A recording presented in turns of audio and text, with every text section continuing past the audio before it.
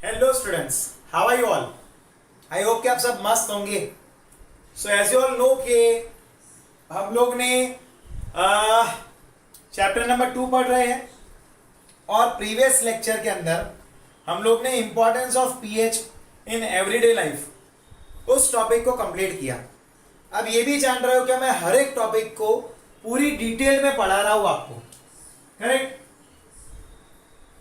अब सिर्फ हमें 2 या 3 लेक्चर जितना काम हमारा बाकी है। मैक्स टू मैक्स 2 या 3 लेक्चर में हमारा ये काम यानी कि ये चैप्टर कंप्लीट हो जाएगा। मैं ट्राई करता हूं कि उसको 2 लेक्चर के अंदर कंप्लीट करवा लूं। बस अब सिर्फ 2 लेक्चर का काम रहा है, एक आज का लेक्चर और एक उसके बाद का। फिर हम लोग आपका और सब्जेक्ट का यानी कि फिजिक्स का एक चैप्टर शुरू हो जाएगा। चलिए तो फिर शुरू करते हैं। पेज नंबर 28 पे हम पहुंचे हैं, जहां पर कुछ नेचुरल एसिड के सोर्सेस दिए हमें। लाइक विनेगर है जिसके अंदर होता है एसिडिक एसिड।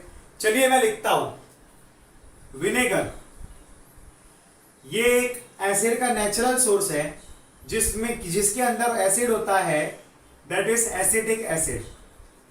फिर नंबर 2 है दैट इज ऑरेंज, जिसके अंदर होता है साइट्रिक एसिड। देन नंबर 3 टेमराइन, जिसके अंदर होता है टार्टरिक एसिड। फिर टोमेटो, जिसमें प्रेजेंट रहता है ऑक्सैलिक एसिड, ठीक है। एंड और भी एग्जांपल है like sour milk. Sour milk यानी कि आप ले सकते हो कर्ड, जिसको हम लोग बोलते हैं कर्ड, दही, जिसके अंदर होता है लैक्टिक एसिड, जिसमें लैक्टिक एसिड रहता है। नंबर 6 लेमन, जिसके अंदर भी साइट्रिक एसिड होता है। अभी ऐसे कोरोना के टाइम पे बोला गया है कि भाई साइट्रस फ्रूट्स को खाना चाहिए, विटामिन सी वाली चीजें, जिसकी वजह से अपने बॉडी के अंदर इम्यूनिटी पावर बूस्ट अप होता है, ठीक है। कुछ लोग तो विटामिन सी की गोलियां भी लेते हैं, टैबलेट्स भी लेते हैं। देन एंड स्टिंग, इसके अंदर होता है मिथेनोइक एसिड। क्या रहता है? Methanoic acid. And last example है दैट इज नेटल स्टिंग, इसमें भी मिथेनोइक एसिड रहता है, इसमें भी मिथेनोइक एसिड रहता है। तो यहां पर ये कुछ नेचुरल सोर्सेस के एग्जांपल्स दिए हैं जो नेचर में एग्जिस्ट करते हैं एसिड्स, और ये एसिड्स को हम लोग कोई और मेथड से लाइक हम लोग केमिकली या लेबोरेटरी के में बनाते नहीं हैं, ये नेचुरली अकर होते हैं, ठीक है। क्लियर है? यस। अब हमें वहां पर पेज नंबर 28 पे इंटेक्स क्वेश्चंस दिए हैं जो हमें सॉल्व करने हैं आज के इस लेक्चर में। इंटेक्स क्वेश्चंस जरा ध्यान देना, पे अटेंशन हियर। से हम लोग इंटेक्स क्वेश्चंस करते हैं। आज के इस लेक्चर में मैं इंटेक्स क्वेश्चंस कंप्लीट कराऊंगा। तो उसमें पहला क्वेश्चन हमारे पास है, first one, that is you have a solution A and solution B. The pH of solution A is 6 and the pH of solution B is 8. Which solution has more hydrogen ion concentration and which of this is acidic and one is basic? अब जरा ध्यान से देखना, like हमने 2 containers लिए हैं, ठीक है। 2 कंटेनर्स लिए हैं और पहले कंटेनर में सॉल्यूशन ए है एंड दूसरे कंटेनर में सॉल्यूशन बी है, ठीक है। इसका पीएच दिया है 6 और इसका पीएच दिया है दैट इज 8। क्वेश्चन हमारा ये है कि दोनों में से H+ आयंस किन में ज्यादा और कौन सा एसिडिक है एंड कौन सा बेसिक है। तो बेसिकली मैं आपको अगर शॉर्टकट बता दूं तो जिसका पीएच कम होता है ना, उसके अंदर H+ का कॉन्सेंट्रेशन हाई रहता है। जिसका पीएच वैल्यू कम होता है उसके अंदर H+ का कॉन्सेंट्रेशन हाई रहता है। अब मेरे स्टेटमेंट को मैं प्रूव करता हूं, जरा ध्यान से देखना। पहले मैं यहां पर स्टेटमेंट लिखता हूं, the solution having less pH will have more H plus concentration, H plus ion concentration, ठीक है। यस, तो अब ये बात को, ये स्टेटमेंट को आप गुरु मंत्र ले लो कि भाई जो भी सॉल्यूशन का पीएच कम होता है उसमें H प्लस के कॉन्सेंट्रेशंस हाई रहते हैं, ठीक है। अब दोनों में से इसका पीएच कम है तो इसका H प्लस का कॉन्सेंट्रेशन हाई होगा। तो यहां पर मैं लिखता हूं concentration of H plus high, higher, और यहां पर concentration of H plus lower. अब मैंने बताया कि मैं मेरे स्टेटमेंट को प्रूव भी करता हूं, चलिए प्रूव करते हैं। इसका pH is equal to, formula क्या है pH का, मैंने लिखवाया था, minus log of H plus ion, concentration of H plus ion base 10।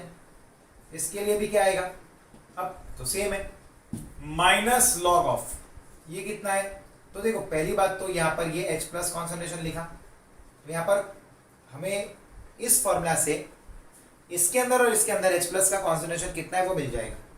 pH 6 आया, वहां पर कितना है pH 8 equal to minus log of concentration of H plus ion. पूरे इक्वेशन को -1 से मल्टीप्लाई करते हैं, तो -6 equal to log concentration of H plus, और यहां पर क्या आएगा, -8 equal to log concentration of H plus.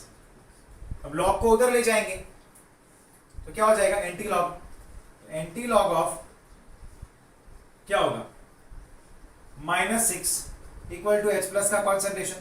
अब आप इसका एंटी लॉग करोगे ना तो आपको इसका वैल्यू 10⁻⁻6 मिलेगा, और इसका एंटी लॉग करोगे ना तो आपको क्या मिलेगा, 10⁻8 मिलेगा। अब आप खुद से जज कीजिए कि हमें इसका 10⁻6 कॉन्सेंट्रेशन मिला, ठीक है, एंड इसका 10⁻8 कॉन्सेंट्रेशन मिला, ठीक है। तो दोनों में से हाई वैल्यू किसकी, जिसका नेगेटिव पावर जितना कम होगा ना उसका उतना हाई वैल्यू, तो ये वैल्यू हाई होगा। तो 10⁻6 जो है इट इज हायर देन 10⁻8, और इसलिए ये ऐसा प्रूव करता है कि भाई H प्लस का कॉन्सेंट्रेशन pH 6 वाले में हाई रहेगा। समझ में आया? ये तो अब आप डायरेक्ट भी कर सकते हो, बट एक न्यूमेरिकल पहला था आपके लिए तो मैंने ये समझा कि भाई समझा लो।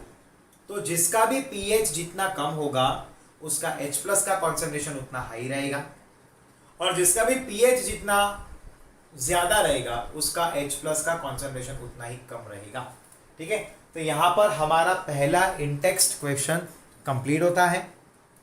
आप एक बार ध्यान से इसको रीड कर लो, आप इसको नोट डाउन कर लो, इसका स्क्रीनशॉट ले लो, फिर बाकी के बचे और भी जो इंटेक्स्ट क्वेश्चंस हैं वो भी मैं आपको करवा देता हूँ, ठीक है। लाइक अभी और 3 इंटेक्स्ट क्वेश्चंस बाकी है, मैंने यहाँ पर मेरे मोबाइल में टेक्स्ट बुक को ओपन किया है, ठीक है। चलिए जल्दी आप लोग स्क्रीनशॉट लो।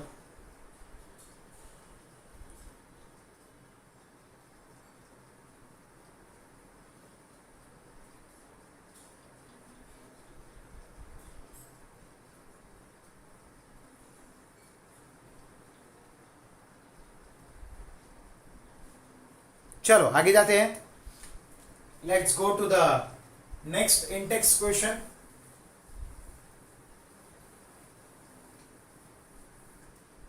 पे attention here, number 2 intext question क्या है तो जरा ध्यान देना। What effect does the concentration of H plus ion have on the nature of solution, have on the nature of solution. तो जरा ध्यान से देखना, pay attention here, pay attention here. What effect does the concentration of H plus ion have on the nature of solution? तो उसका answer इधर से ही मिल जाता है। More the concentration of H plus ion, more will be its acidic nature। बस इतना ही answer. जितना ज्यादा उसका कॉन्सेंट्रेशन H प्लस का है उतना ही वो एसिडिक होगा, और उतना ही ज्यादा उसका H प्लस का कॉन्सेंट्रेशन होगा। अब नेक्स्ट इंडेक्स क्वेश्चन है कि क्या बेसिक सॉल्यूशंस के अंदर H प्लस आयन होते हैं? तो आप खुद से सोचिए कि क्या बेसिक सॉल्यूशन में H प्लस आयन्स होंगे। लिखो चैट में, वहां पर मैं जरा देखूं, कमेंट सेक्शन में लिखो, जरा लिखो, मैं बाद में देखूंगा अभी सही। तो खुद से सोचो कि क्या बेसिक सॉल्यूशन में H प्लस का कॉन्सेंट्रेशन होगा, क्या वो होता है?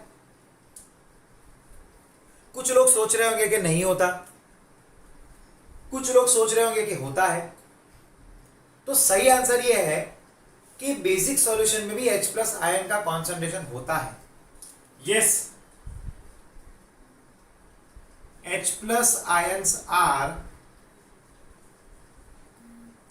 present in basic solution।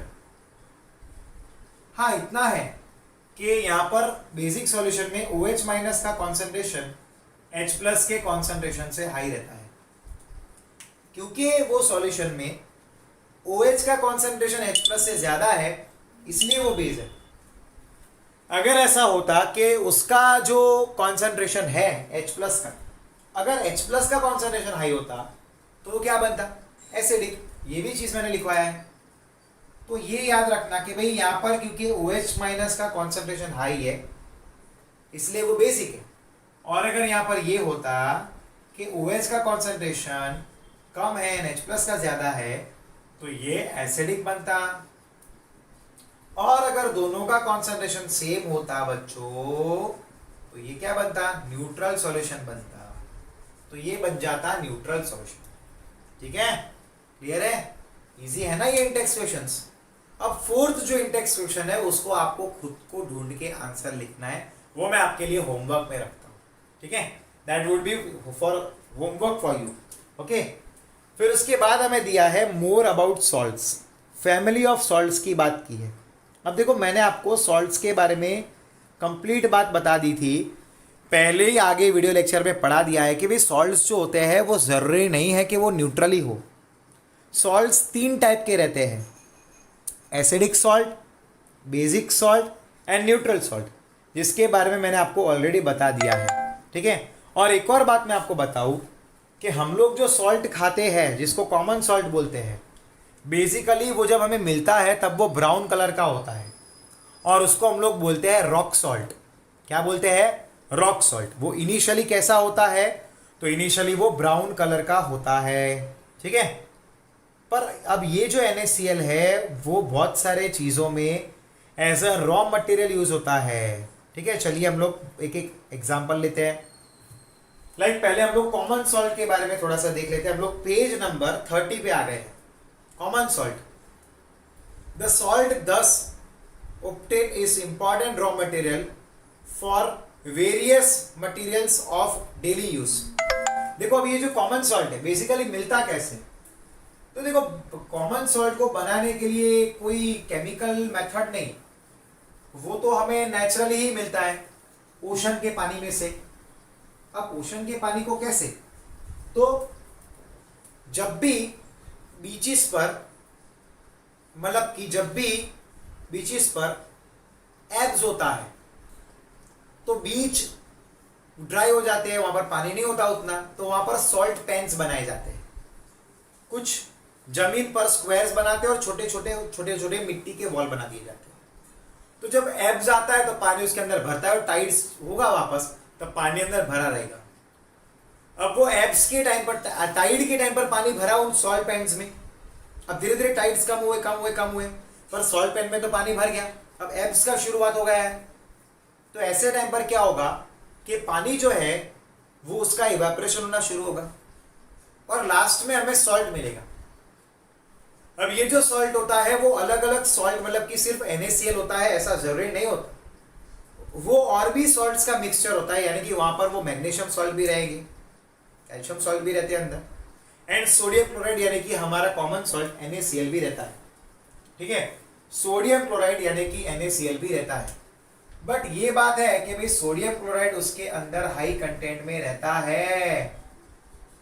ठीक है, NaCl जो रहता है उसका कंटेंट हाई रहता है। इसको हम लोग क्या बोलते हैं?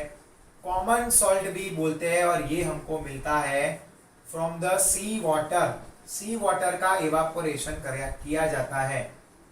सी वाटर का क्या किया जाता है, यहाँ पर इवापोरेशन किया जाता है और उसमें से हमें ये मिलता है। ठीक है, अब बेसिकली ये जो कॉमन सॉल्ट है वो बहुत सारे डेली यूज में आने वाले केमिकल्स को बनाने में यूज होता है। तो बहुत सारे डेली यूज में आने वाले केमिकल्स कौन से, मतलब कि जो जिसमें से हम मतलब कि जिसको हम NaCl से बनाते हैं, तो वो है, पहला है सोडियम हाइड्रोक्साइड NaOH। ठीक है, सोडियम हाइड्रोक्साइड। फिर नंबर 2 है दैट इज बेकिंग सोडा। ठीक है, बेकिंग सोडा, इनकी फॉर्मूलाज के बारे में भी पढ़ेंगे। फिर है वॉशिंग सोडा, फिर है ब्लीचिंग पाउडर, चौथा है that is bleaching powder and many more. ऐसे बहुत सारे कंपाउंड्स हैं जिनको हम लोग हमारे डेली पर्पस लाइफ में यूज करते हैं, बट वो बनता है NaCl। पर ये इसके ये जो चार हमने एग्जांपल्स देखे, sodium hydroxide, baking soda, washing soda, bleaching powder, इनकी प्रिपरेशन मेथड हम अब आने वाले लेक्चर में पढ़ेंगे। ठीक है, आगे आने वाले लेक्चर में इनकी प्रिपरेशन मेथड्स को हम लोग कंप्लीट कर लेंगे। ठीक है बच्चों, क्लियर है? तो यहाँ पर हमारा ये टॉपिक कंप्लीट होता है, कोई चिंता मत लो, बस अब एक वीडियो लेक्चर की जरूरत है, फिर हमारा ये चैप्टर कंप्लीट हो जाएगा। ठीक है, तो अब हम लोग मिलेंगे नेक्स्ट लेक्चर में बच्चों। Till then goodbye, take care, and इसका स्क्रीनशॉट लेना मत भूलना। मैं आपको यहाँ पर 1 मिनट का और टाइम देता हूँ, इसको रीड करके, इसको समझ के, इसको लिखना है तो लिख लो। मैं 1 मिनट का टाइम और आपको देता हूँ। ठीक है, हम ये चार के NaOH, फिर baking soda, washing soda, bleaching powder, ये चार की प्रिपरेशन मेथड पढ़ेंगे और ये चार के यूजेस भी पढ़ेंगे। ठीक है, प्रिपरेशन मेथड एंड यूजेस। अब वॉशिंग सोडा क्या होता है, Na2CO3.10H2O, एंड बेकिंग सोडा क्या होता है, NaHCO3। लाओ मैं वो भी लिख देता हूँ, आप लोग लिख रहे हो तब तक। वॉशिंग सोडा यानी कि क्या होगा, Na2CO3.10H2O इसका फॉर्मूला होगा, एंड बेकिंग सोडा का NaHCO3। देखो इनके केमिकल नेम्स भी है, लाइक ये baking soda and washing soda जो हमने लिखा है, ये क्या है, ये तो कॉमन नेम्स है। लाइक कॉमन सॉल्ट क्या है, कॉमन सॉल्ट तो सोडियम क्लोराइड का यानी कि नमक का एक कॉमन नेम है। बट बेकिंग सोडा का केमिकल नेम क्या है, तो सोडियम हाइड्रोजन कार्बोनेट या फिर sodium bicarbonate. And washing soda का केमिकल नेम क्या है, तो वो है सोडियम कार्बोनेट। ठीक है, that is sodium carbonate, N2CO3।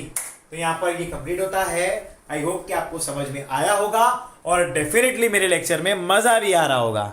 ठीक है, मिलते हैं नेक्स्ट इंटरेस्टिंग वीडियो लेक्चर में। Till then goodbye and take care बच्चों। Bye everyone and stay connected to us.